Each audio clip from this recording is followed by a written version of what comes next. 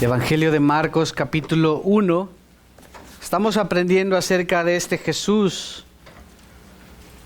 El reino de Dios se ha acercado, proclamó. El domingo pasado vimos un llamado real que el rey hizo. Y ahora queremos ver la autoridad del rey en acción. Este Mesías, este Salvador del mundo que había venido a salvar lo que se había perdido, viene en autoridad también. Y vino no a sugerir algunas cosas, vino en autoridad. Y vamos a ver en ese texto hoy, versículos 21 al 34, cómo Él pone su autoridad. Y es mi oración que podamos, como cantábamos, que podamos enamorarnos de este Jesús. Es difícil hablar en estos términos como hombres tal vez, pero debemos dejar el tabú. Debemos amar a Dios con todo nuestro corazón. Y Él se ha revelado visiblemente, la imagen del Dios invisible es Jesús. Y vemos a Jesús pintado de manera muy colorida por Marcos. Y vamos a ver ahora la autoridad de Jesús para enseñar verdad. Lo tienen en su boletín, la autoridad de Jesús para expulsar demonios, la autoridad de Jesús para sanar enfermos. Este no era cualquier hombre sabio que vino a enseñar algunas cosas y que la gente le siguió porque sí, o era un loco moviendo o promoviendo ideas locas o atractivas. No, este era Dios mismo, era el Hijo de Dios, el Santo de Dios, como testifica también los demonios. El Santo de Dios había venido, se había hecho hombre, se había humillado, se había autolimitado y había añadido una naturaleza para ser como tú, para ser como yo. Y es mi oración que al final de este mensaje podamos preferir a Cristo. No sé dónde estás parado hoy. No sé qué estás prefiriendo hoy. ¿Estás prefiriendo las cosas de este mundo? ¿Estás prefiriendo las miles de actividades? ¿Estás prefiriendo tu confort, tu comodidad, el dinero que estás ganando? ¿O verdaderamente estás prefiriendo a Cristo? Veremos aquí un rey con autoridad, en acción, exhibiendo, dejándonos en claro que es el Hijo de Dios. Salmo 23, lo conocemos, lo hemos memorizado. El Señor es mi pastor, nada me faltará. En lugares de delicados pastos me pastoreará, confortará mi alma. Me guiará por sendas de justicia por amor de su nombre. Aunque ande en valle de sombra de muerte, no temeré mal alguno, porque tú estás conmigo. Tu vara y tu cayado me infundirán aliento. Y así sigue. Salmo 23 habla de un rey pastor. En la antigüedad, en el mundo de la antigüedad, a los reyes era la imagen verdaderamente del rey pastor. Eran reyes, pero también eran pastores, porque cuidaban de su gente. Y vamos a ver en estos 3 puntos cómo este rey pastor está exhibido por Marcos. Y este rey se dedica a enseñar o alimentar a los suyos. El Señor es mi pastor, nada me faltará. En lugares de delicados pastos me pastoreará. Nos da los mejores pastos verdes. Jesús está enseñando de primas a primeras. No está citando a ningún rabí. Él está trayendo palabra de Dios a ellos.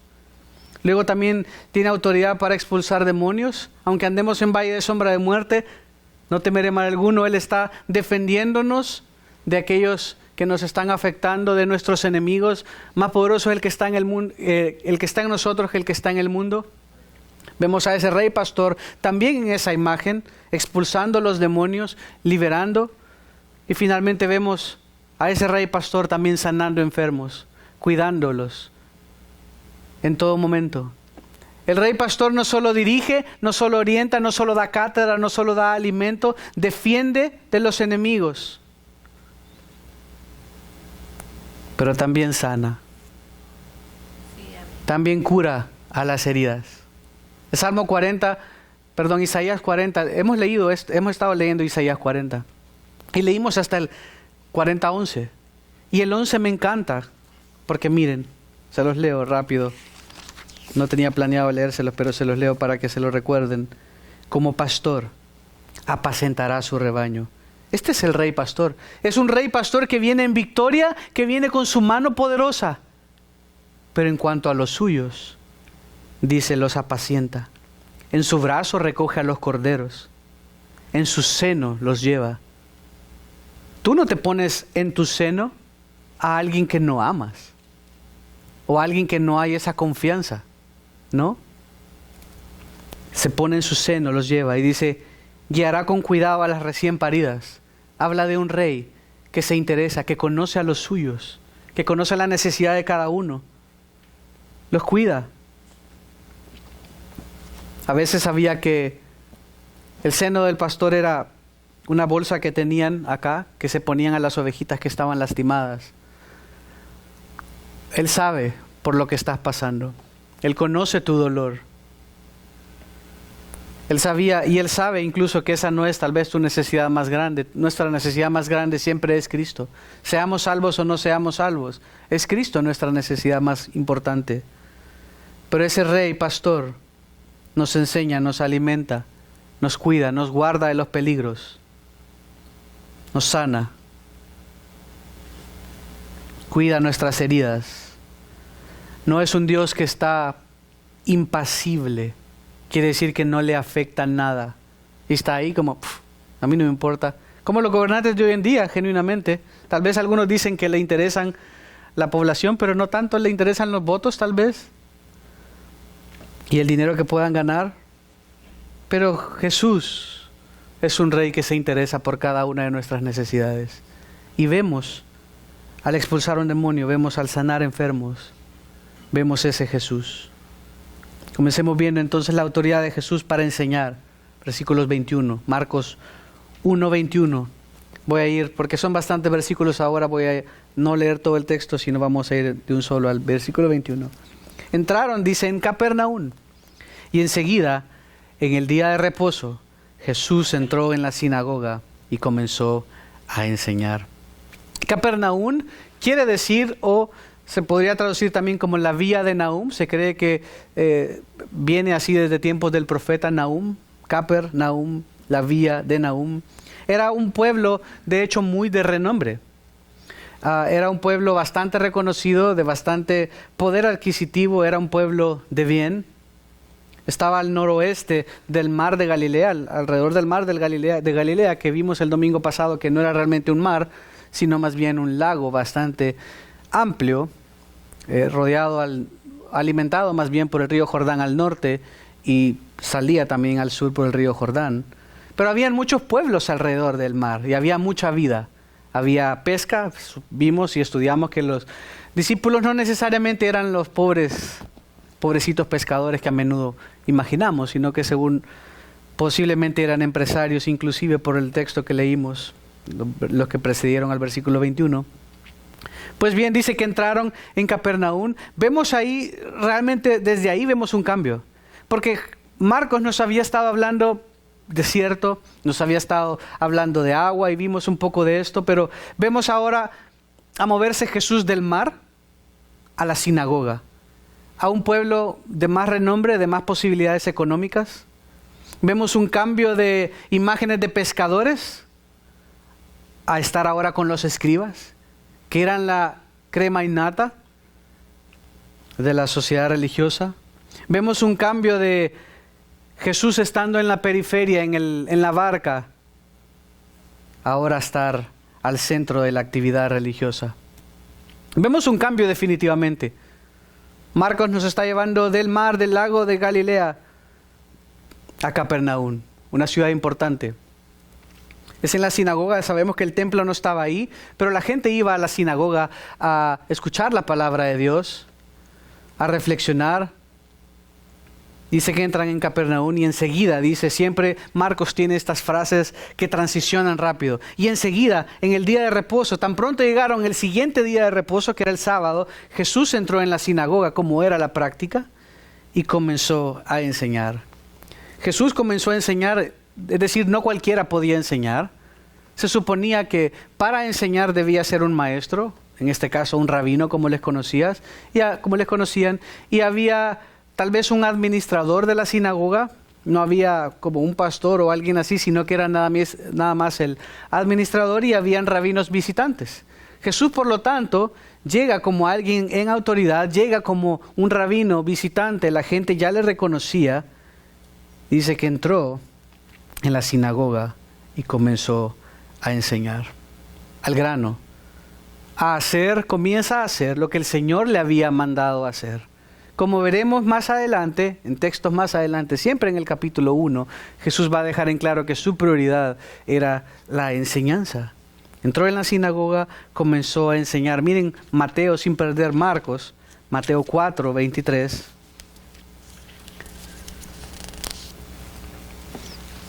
Y no era cualquier rabino. Mateo en el capítulo 4, versículo 23 nos da un poquito más de información. Esto es después de que el rey había fichado a sus primeros súbditos, después de que los primeros le habían seguido, dice, iba Jesús por toda Galilea, enseñando en sus sinagogas, proclamando el evangelio del reino. Hablamos de esto, que no solo eran las buenas noticias de salvación, sino era todo, porque el reino de los cielos se había acercado, porque el rey se había acercado. El reino no había comenzado, pero él estaba tratando de comenzar el reino. Pero sabemos que a los suyos vino y los suyos no le recibieron. Dice, proclamando el evangelio del reino y sanando toda enfermedad y toda dolencia en el pueblo. Se extendió su fama por toda Siria. Le conocían. Cuando vino, lo lógico era que él enseñara en la sinagoga. A menudo pensamos como que se separó y interrumpió al que estaba hablando. No, era práctica común. Ya tenía seguidores, era normal que sucediera. Marcos, si regresamos a Marcos, en el versículo 39, dice, fue por toda Galilea, similar a lo que nos dice Mateo, predicando en sus sinagogas y expulsando demonios. Recuerden que, como hablamos, no sé en qué domingo, pero siempre que había alguna instancia de el obrar de Dios en cuanto al reino de Dios, había mucho más manifestaciones o había grupos de milagros y actividades asociadas al reino de Dios. Por eso es que vemos toda esta actividad, porque él estaba anunciando, porque el reino de Dios se había acercado, no había comenzado, no ha comenzado, al menos el reino como lo conocemos, el reino que fue prometido a David, su padre, que sigue aguardando para que inicie. A modo de repaso, vimos que él reina en el trono de su Padre, a la diestra de él, en su trono universal, pero seguimos aguardando ese día cuando él reine sobre esta tierra, tal como él lo prometió.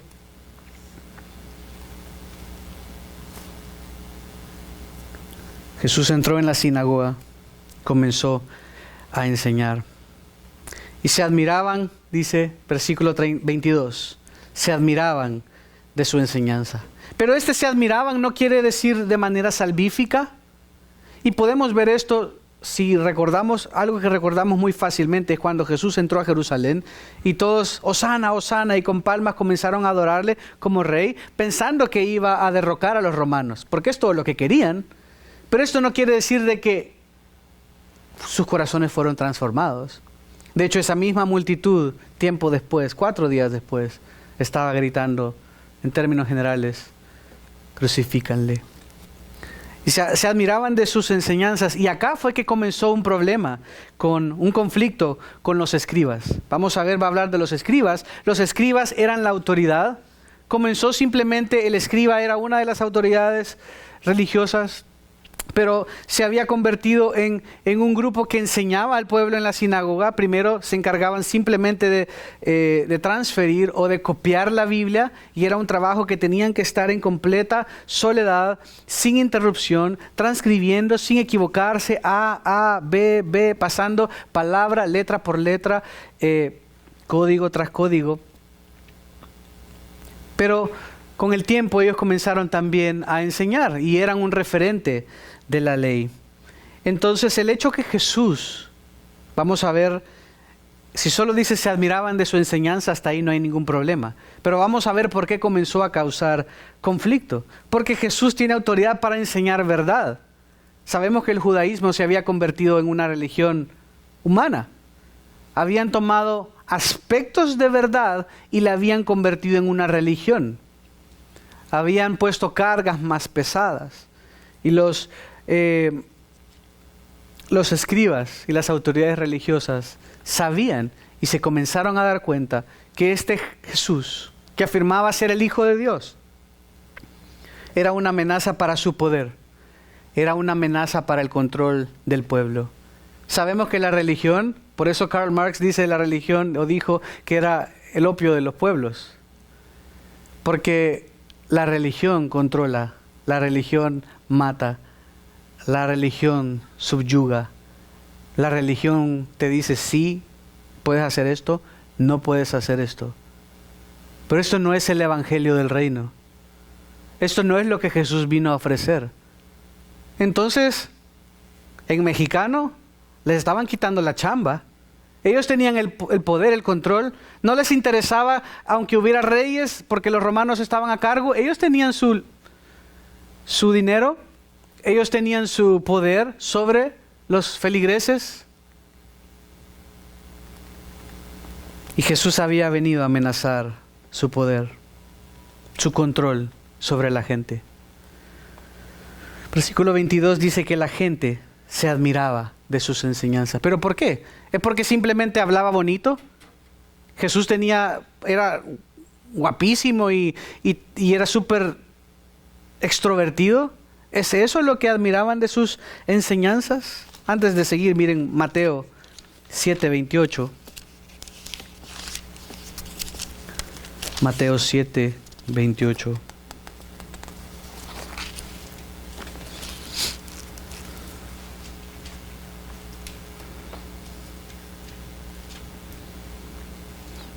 Cuando Jesús terminó estas palabras, las multitudes se admiraban de su enseñanza. ¿Por qué? Porque les enseñaba como uno que tiene autoridad y no como sus escribas. Y aquí hay algo ahí escondido, porque lo mismo si regresamos a Marcos, dice, porque les enseñaba como quien tiene autoridad y no como los escribas. Por un lado, como lo veremos en repetidas ocasiones, los líderes religiosos decían una cosa y hacían otra. Eso te quita autoridad, seguro, ¿cierto? Les pedían que tenían que hacer todo esto y ellos hacia afuera se regordeaban y se enaltecían por lo que hacían, y cuando iban a dar una ofrenda decían, aquí vengo yo a dar mi ofrenda, y que suene, ¡pah! ¡Wow! ¿Cuántas monedas de plata dio este hombre? Ponían reglas que no deberían haber estado sobre la gente. Así que habían perdido autoridad. Pero no solo eran ellos expertos en la interpretación de la ley, sino también expertos en hablar a la gente, en transferir oralmente lo que se conoce como la tradición oral. Ustedes saben que mucha de la escritura fue hablada, fue escrita para ser hablada. No estaba extendido el poder tener libros, sino hasta que Gutenberg hizo la imprenta, es que se pudo tener de manera masiva, pero antes se confiaba en la tradición oral. Y esa tradición oral se había preservado casi como una segunda ley. No todo era escritura, sino también lo que los rabinos, lo que los escribas habían dicho. Citaban a otros rabinos, y aquí otra cosa que hace diferente a Jesús de los escribas.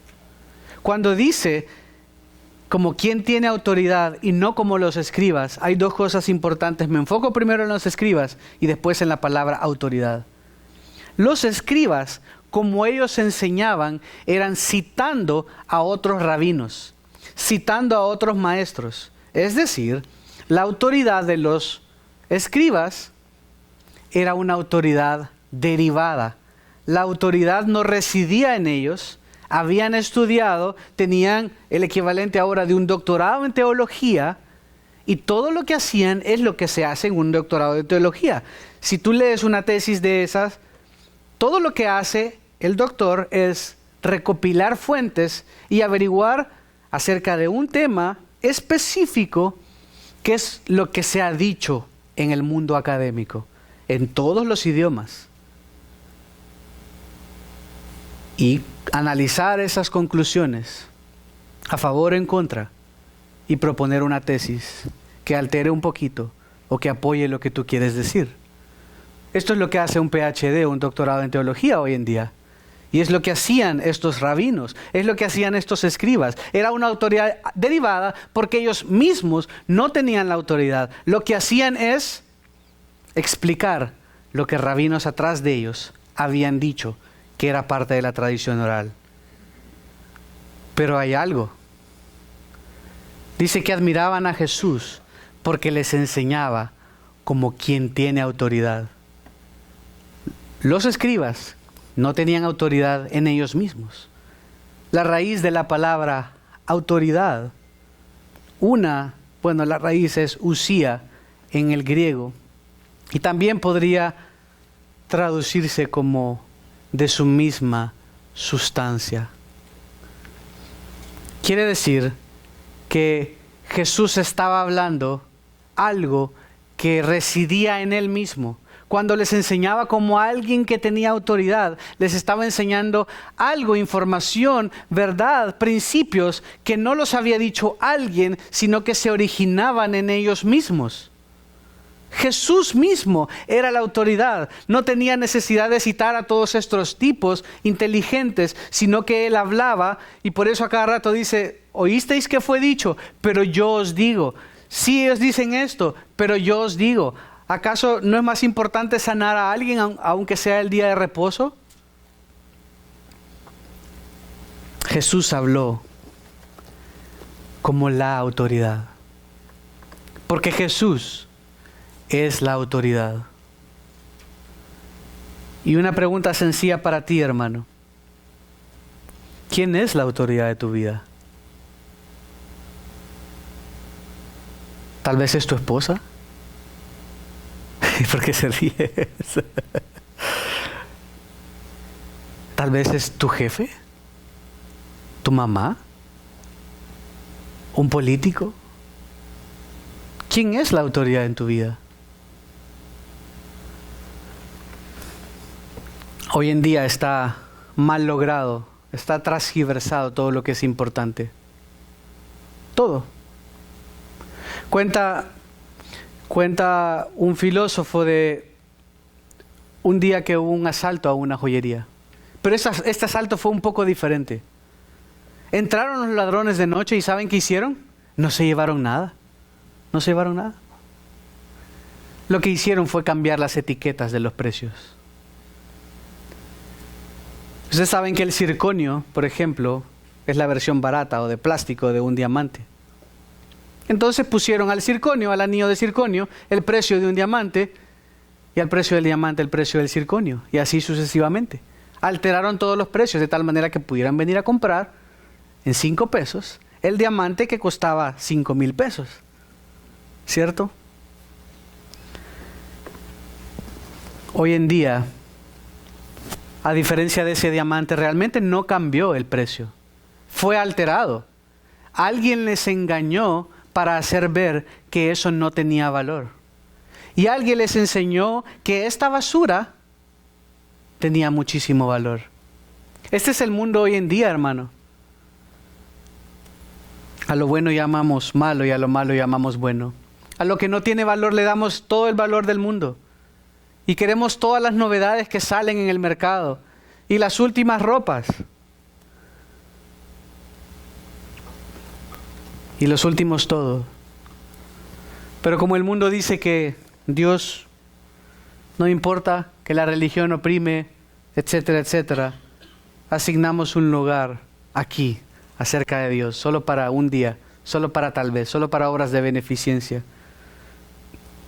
Pero Jesús habló con autoridad, porque Él es Rey. Él les estaba diciendo, no importa lo que ellos digan, no importa si ellos les están diciendo otra cosa, lo que yo les digo es la verdad, porque yo vengo de parte de Dios, porque yo soy Dios. Es una autoridad derivada, la de los escribas, y es una autoridad que residía en su misma esencia. El Hijo de Dios había venido. Y este Hijo de Dios, Jesús, es el que quiere tener una relación contigo, quiere que le sirvas y le adores y que vivas para Él. ¿Qué estás valorando más en esta vida, hermano?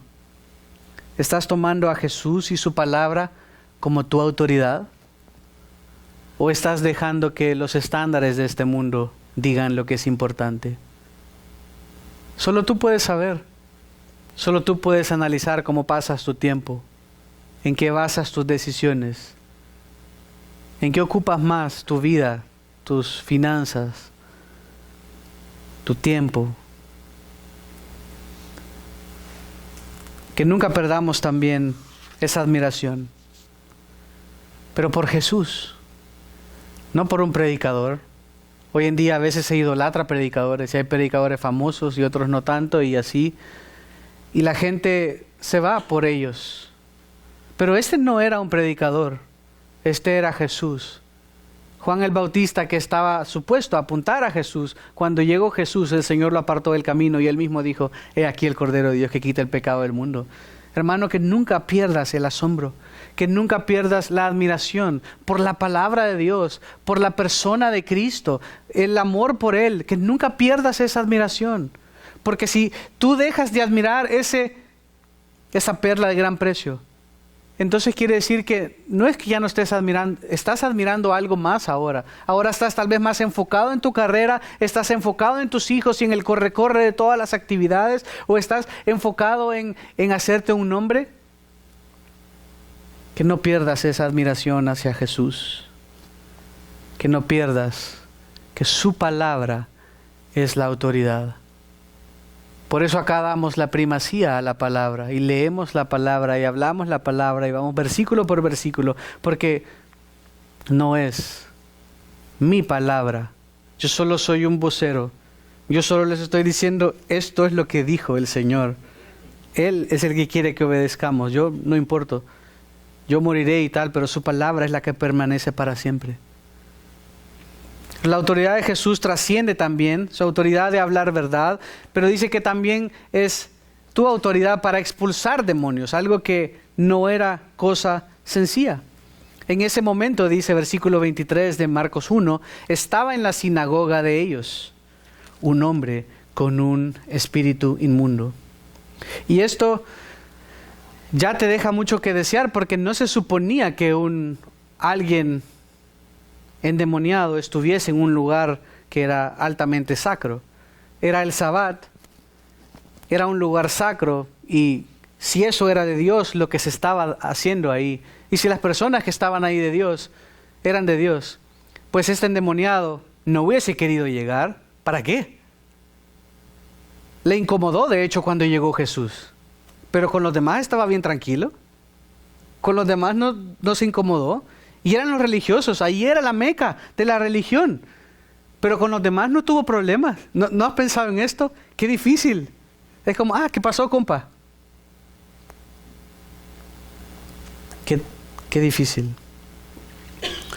La posesión demoníaca es el intento satánico de emular a la inversa, a su manera, lo que el Señor ha hecho en el creyente a través del Espíritu Santo.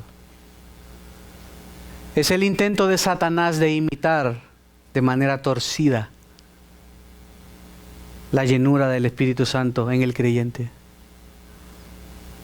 Por lo tanto, es una aberración, es real, es genuino, sucede. Pero vino un hombre,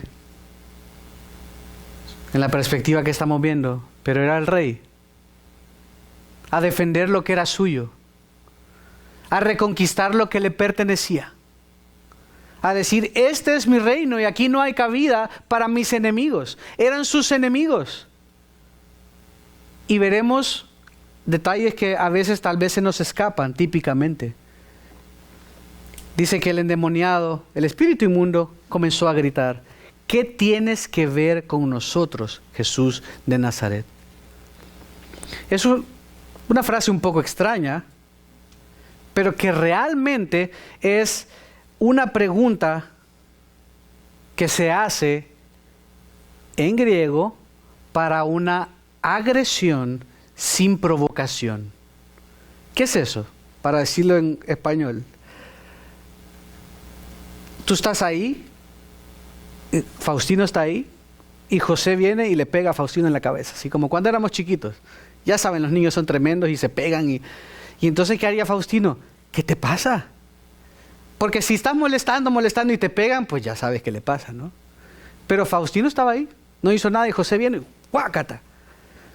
Y Faustino se daría la vuelta, ¿qué le pasa? Porque él no hizo nada para provocarle. Es exactamente la pregunta que hacen los demonios. Y dice, ¿y a ti qué te pasa? ¿Por qué nos estás agrediendo? Y Jesús, en un sentido, al menos de lo que podemos ver, no hizo nada. Pero ¿saben qué? Como lo vemos, ellos sabían quién Jesús era, sabía que ellos son derrotados y están derrotados, y sabía que Jesús había venido a librar a todo mundo de la opresión del diablo, de la opresión del pecado, que a nosotros y a ti, dice literalmente en Mateo 2:23, por el tiempo se los leo, Mateo 2:23.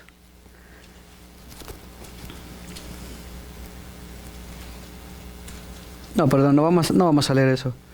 Pero le dice, ¿qué tiene que ver con nosotros, Jesús de Nazaret? Le identifica por nombre, le conocían, lógicamente sabían quién era. Jesús no hizo nada, pero ellos percibieron. Los demás, no hubo problemas para nada. Mateo 8:29 dice, ¿qué hay entre tú y nosotros, Hijo de Dios? Nótese que Marcos lo pone como que dice Jesús de Nazaret. Evidentemente hubo más palabras ahí. Mateo enfatiza que le llama Hijo de Dios. ¿Qué tienes? ¿Qué hay entre tú y nosotros, Hijo de Dios? Y es que el rey había venido a mostrar su autoridad. El rey había venido, y de igual manera que cuando venga dice que va a posar sus pies sobre el monte de los olivos y se va a partir en dos, de manera visible lo van a poder ver que el rey había venido con poder y autoridad. Pero aquí, aunque no era de esa misma manera milagrosa como leemos en Zacarías, había venido con poder y autoridad. Y desde que puso sus pies dijo, wow, aquí está el que puede conquistarme, el que puede hacerme mal, el que puede mandarme de una vez al lugar que un día me va a mandar. Ellos sabían, ellos reconocían. El rey había venido a reclamar lo que era suyo.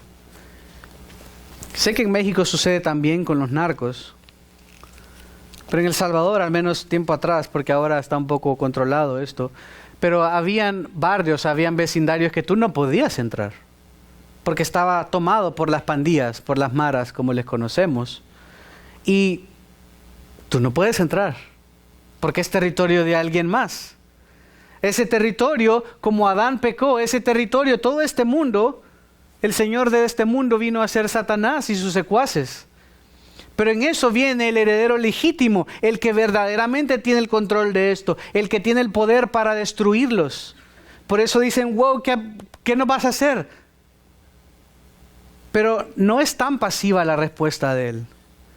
Cuando el demonio le habla a Jesús por su nombre, hay algo que estaba pasando. Pero antes de decirles esto, dice, ¿has venido a destruirnos? Mateo dice, ¿has venido aquí para atormentarnos antes del tiempo? Ellos sabían y saben su destino. Incluso aunque enfrentásemos a alguien así, sabemos. Debemos hablar la palabra de Dios. Y no debemos temer porque es más poderoso el que está en nosotros que el que está en el mundo. Pero ellos sabían que Él tenía el poder de destruirlo, sabían que Él era el verdadero Rey y Señor de este mundo, sabía que podía mandar a atormentarlos. A continuación le dice, yo sé quién tú eres, el Santo de Dios. El Santo era un adjetivo, un atributo de Dios. ¿Qué era eso? De Dios. Si eras el Santo de Dios, eres Dios, es el Hijo de Dios mismo. Él le está reconociendo por nombre, está reconociendo que es Jesús de Nazaret, está reconociendo que Él es el Hijo de Dios, está reconociendo que Él es el Santo de Dios. Y creo que es un poco lógico, todos lo sabemos, lo hemos escuchado 1000 veces. Pero lo que realmente estaba haciendo el demonio era tratando de tomar control de la situación. No vean al demonio como tan inocente. El demonio, al nombrar a su enemigo, estaba tratando de tomar control. Los exorcistas judíos, por ejemplo, usaban los nombres de espíritus mayores como encantaciones mágicas para vencer espíritus menores. Y como saben, un nombre siempre ha sido importante. Jesús lo reprende y le dice, cállate. Pasó igual con Jacob. No sé si recuerdan que Jacob luchó con el ángel del Señor y le pide el nombre y no le dijo el nombre porque estaba riñendo con él. Cuando tú dices el nombre de tu adversario, o si tú haces que tu adversario diga su nombre, es un acto de sumisión en la antigüedad. El demonio, sabiendo que Jesús no lo estaba diciendo todavía abiertamente, por eso le dice, sal de él. Y más adelante les calla, no les permitía hablar, porque no había llegado el tiempo que él se revelara completamente, pero ellos sabían quién era él. Pero por eso viene y hace justamente lo que no se debe de hacer. Tú le preguntas a tu adversario tu nombre, pero no te lo diría, porque eso sería que tú te sometes a él. Es algo que no entendemos en nuestra mentalidad hoy en día, pero el demonio, al hacer esto, estaba tratando de tomar la situación en control. Estaba tratando de decir audiblemente su nombre para tomar control de la situación, para que él se sometiera, como diciendo, yo te conozco. Por un lado, el Señor usa eso para atestiguar públicamente de que Él es el Señor. Pero realmente, algo que se nos escapa a menudo, es que Él estaba tratando de debilitar a Jesús. Él estaba tratando de decir el nombre para hacerlo menos. Yo sé que no hace sentido en nuestra mentalidad de hoy, pero esto es cómo se manejaba todo en la antigüedad. Por eso el ángel del Señor no le dio el nombre a Jacob. Por eso no se lo iba a dar. Es la misma idea, la misma situación que vemos una y otra vez. Así que Jesús simple y sencillamente le ignora. No le dice, ¿cómo sabes quién soy? No le dice nada, sino dice, lo reprendió. Versículo 25, diciendo, cállate y sal de él. Nótese la autoridad que le dice, no le dice en el nombre del Señor, en el nombre del Padre, porque está escrito como le dijo a Satanás. Él, con la autoridad que reside en él propiamente, le dice, cállate, no hables más, no digas mi nombre, porque en el tiempo estimado, yo voy a revelar mi nombre, yo voy a revelar quién soy, pero no era el tiempo, no te corresponde a ti. Cállate, no debes hablar, no debes revelar mi nombre, tú no te vas a poner por encima de mí, queriendo hacer ver que tú conoces y que sabes todo acerca de mí. No, cállate y sal de él. Entonces el espíritu inmundo, causándole convulsiones al hombre, gritó a gran voz y salió de él. El Espíritu de Dios, ¿qué hace en el creyente? Toma control, le hace más humano, es apacible, le empodera para la acción. ¿Qué hace el espíritu del engañador? Le causó convulsiones, gritó a gran voz, los destruye, toma posesión de una manera mala, los hace más animales y menos humanos. ¿Ven los contrastes?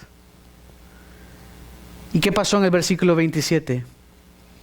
Todos se asombraron de tal manera que discutían entre sí diciendo, ¿qué es esto? Una enseñanza nueva con autoridad. Nótese de nuevo apuntando al primer punto, una enseñanza nueva con autoridad. Él manda aún a los espíritus inmundos y le obedecen. Esto no era típico, esto no pasaba. Así como ahora también, no es de todos los días. No era típico que alguien viniera así. De hecho, el demonio era quizás hasta ayudaba ahí. y no se sentía mal con nadie, pero cuando llegó Jesús se vio amenazado y todos estaban asombrados. Esto no era típico, nadie solía hacer esto. Nadie tenía la autoridad para decirle, cállate y sal, o vete sobre esos cerdos y que los cerdos se mueran. Nadie tenía esa autoridad. Solo el Mesías, el reino de los cielos, se había acercado para dar luz, para alumbrar las obras del diablo. Estaba alumbrando aquello que ahora había oscuridad. Una religión que estaba completamente llena de oscuridad. ¿Y qué sucede? Dice, se asombraron. Se asombraron. En Marcos 10:24 se los leo. Dice, los discípulos de nuevo se asombraron de sus palabras. Pero Jesús respondiéndoles les dijo, hijos, qué difícil es entrar en el reino de los cielos.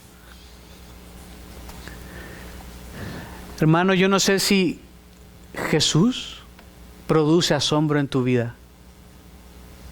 Pero puede ser que te inquiete. Puede ser que te produzca asombro. Puede ser que tú sabes qué es la verdad y todavía ir al infierno.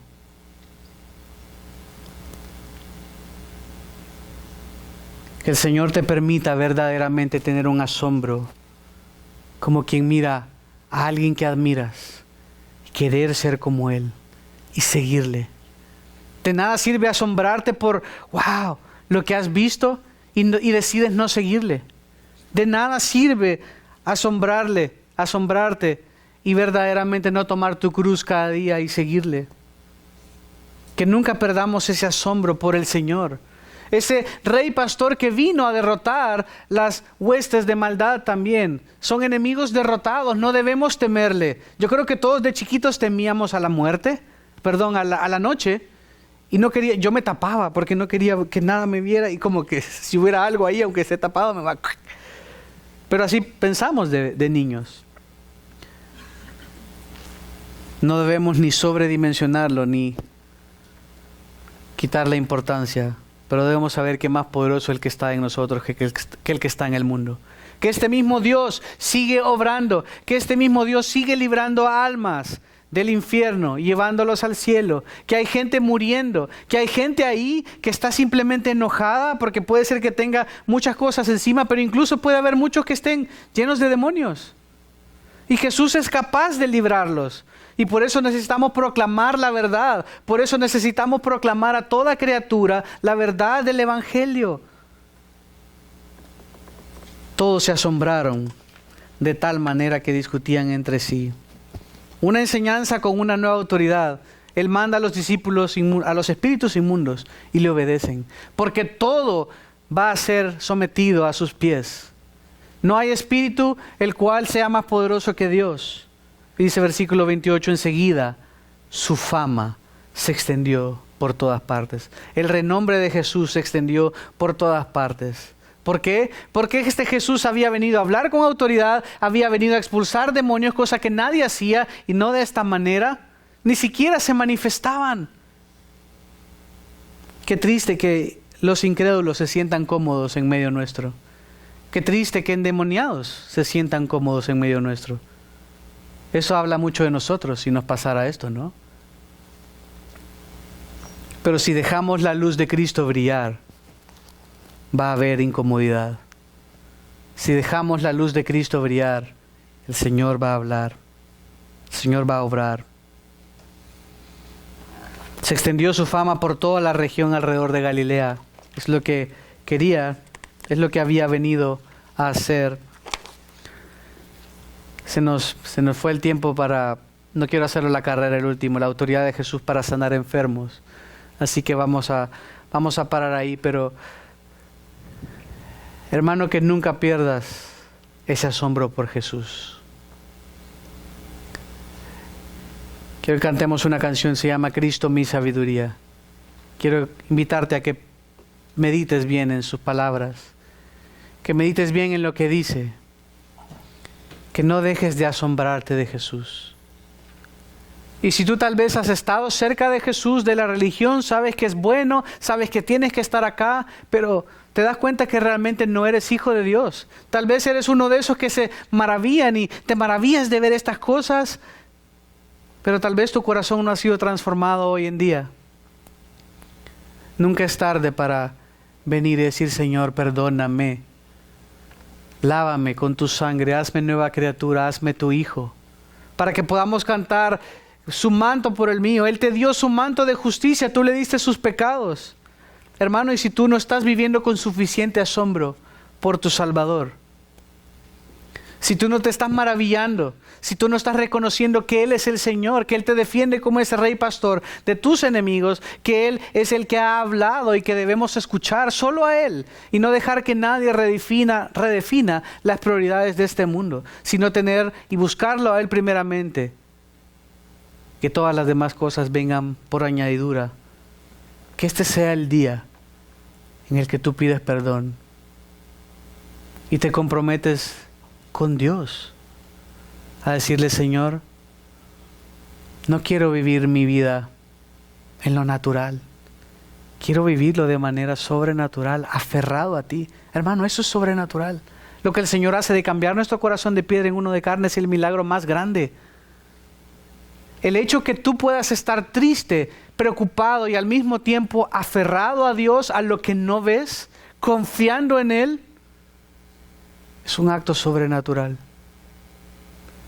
Debemos vivir aferrados al Señor, admirados. Pero vivimos a veces dejamos que la vida opaque al Señor en nuestra vida. Nos maravilla la Copa América y la inauguración de los Juegos Olímpicos y los fuegos artificiales que vienen el 4 de julio y nos maravilla todo, menos Jesús. Jesús es relegado al baúl. Jesús es relegado al domingo en la mañana. No lo hagas. Que no se diga de ti como si Él admiraba a Jesús, pero ahí murió, ahí quedó. Que tú puedas admirarle, seguirle, servirle y amarle con todo tu corazón. Les pido ponerse en pie, oremos y terminaremos cantando acerca de Cristo.